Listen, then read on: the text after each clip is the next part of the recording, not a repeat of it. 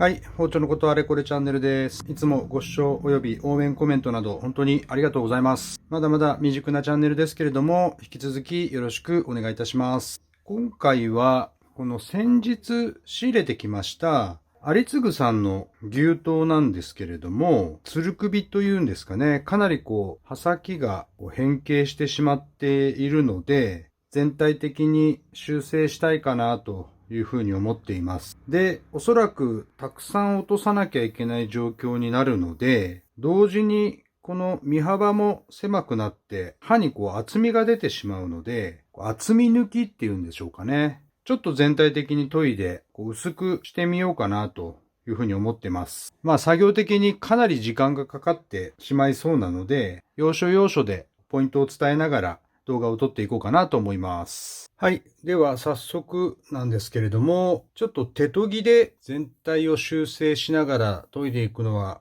結構大変なので、型作りと大体の厚みを削るのは、こちらのちょっと電動のシャープナーでできるだけやってみようかなというふうに思っています。かなり見てわかるように変形してるんですよね。この真ん中の部分も少し盛り上がってまして、手を置いて、ここばっかり研いでたんでしょうね。はい。そんな形になってますので、まずはこの電動シャープナーで形を作っていきたいというふうに思っています。それではちょっと始めてみます。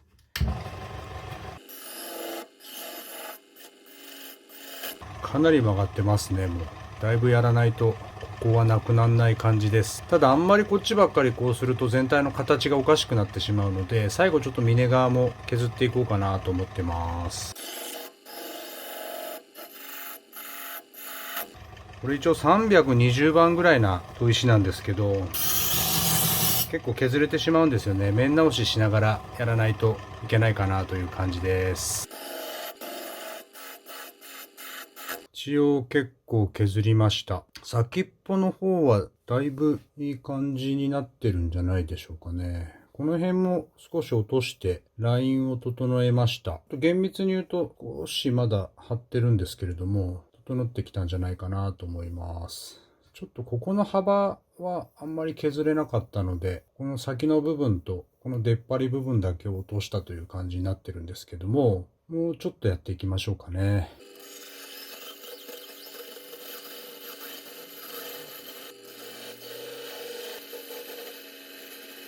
はい。刃のラインはまっすぐになった感じです。ちょっとこの辺も削って、こんもり膨らんでいたのをまっすぐにしたという感じなんですよね。先っぽのつる首部分もだいぶここを削って、形としてはそんなに悪くないかなという感じなので、厚みもちょっとここの面を平らにしてから削って砥石の方に移っていこうかなと思います。こんなまばらになってしまいましたけれども、粗く削ってあとは粗砥石でやっていこうかなと思ってるんですけれども、まずちょっと型作りということで、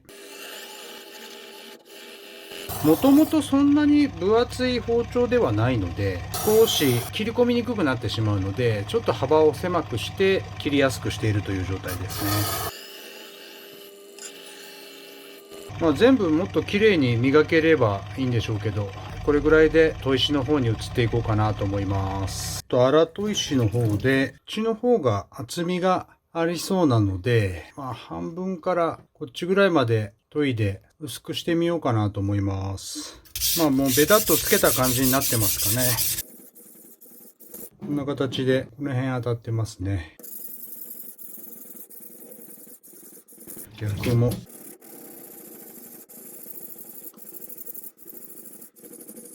そもそも薄口の牛刀なので、そんなに幅があるわけじゃないんですよね、最初から。だいぶいい感じになってきてるんじゃないでしょうか。なんか先がやっぱり一番厚みを感じますね。少し角度つけて、返りが出るぐらいまで刃をつけてしまおうかなと思います。その後、旋盤で整える感じになると思います。刃先が柔らかいので、どうしてもこう持って、ここばっかり研いでると、こっちが研げずに、つる首になるんでしょうね。で、先の方は少しやっぱり上げてあげないとうまくつかないので、その辺はちょっとコツをつかんで研いでいかないといけないですね。はい、じゃあちょっと帰りも出てきましたので、裏で調整していきます。では、荒砥石もいい感じで当たりましたので、中砥石で仕上げて調整をしていこうと思います。はい。では、1000番の砥石で、先ほどの荒砥石で削ったところを調整していこうかなと思います。この辺は最後ちょっと耐水ペーパーで全体的に綺麗に磨いてみようかなと思ってるので、気にせず刃先の方だけやっていきます。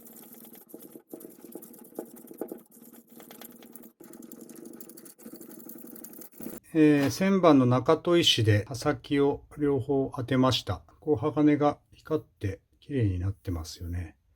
裏も。これでだいぶ刃はついてると思うんですけど、ここだけ当たりがまだ甘いので、もう少し研いで仕上げの方に移ってみたいかなと思います。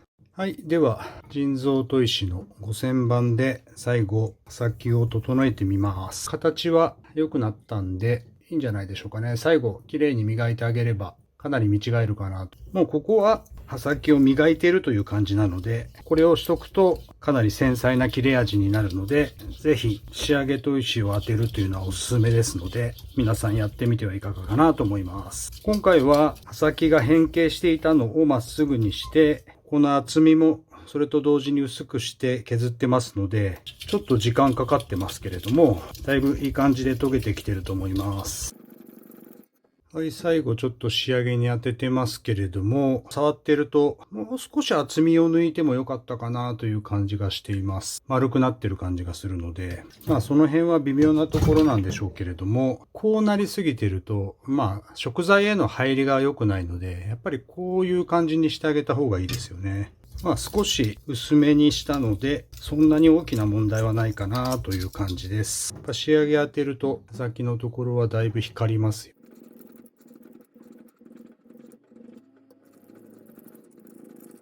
はい。こんな感じで研ぎの方は終了して、最後磨き上げてみようかなと思います。取っ手のところも傷んでるので、同じように耐水ペーパーで磨いていきましょうか。では、耐水ペーパーで320番ぐらいからですかね。400、600、800、1500、2000。ちょっと磨いていきます。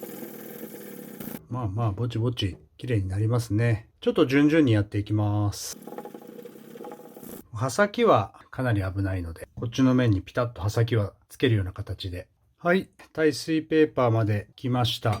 せっかくなんで最終コンパウンドでも磨いてみようと思います。いつも使ってるホルツの気体コンパウンド、車用ですけどね。1ミクロンと 0.2 ミクロン。じゃあちょっと垂らして、こういったネルを使って磨いていきます。やっぱりこれぐらい最後当てとくとビカビカに光るんですよね。下地が結構重要なんですけれども、こんな形で鏡面みたいになるという感じですかね。はい、こんな感じで。あんまりたくさんつけなくていいと思うんですけどね。ではちょっと先に切れ味だけ。この辺だけ切れが甘い感じなんですけれども、でしょうかね。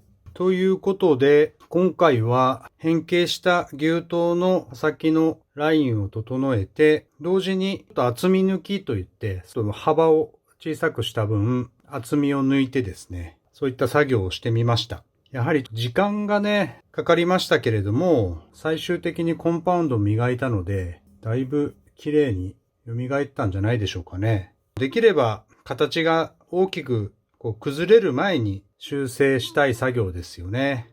どうしても研ぎ癖がついたまま研ぎ続けていると、今回のように大きく変形してしまいますので、ぜひまめにお手入れいただくことをお勧めいたします。ということで、今回の動画は終了とさせていただきます。その他、私のチャンネルでは包丁の研ぎや砥石の使い方などを踏まえいろいろ配信してますので、ぜひそちらの方もご覧いただければなというふうに思います。いつも最後までご視聴いただき本当にありがとうございます。それではまた次回の動画でお会いしましょう。さよなら。